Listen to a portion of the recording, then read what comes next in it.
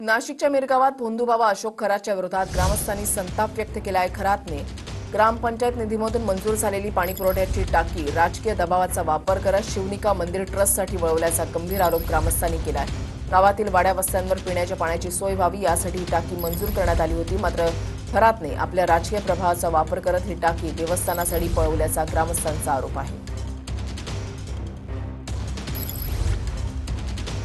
नाशिक महिला अत्याचार प्रकरणातील अशोक खरात याला पोलिसांनी अटक केलेली आहे आणि अनेक कारणामध्ये समोर यायला लागलेले आहे। खरं तर आज ग्रामस्थ समोर यायला लागले आणि बोलायला लागले, त्यानंतर अनेक विषय जे आहे अशोक खरातच्या बाबतीतले ते समोर यायला लागलेले आहेत।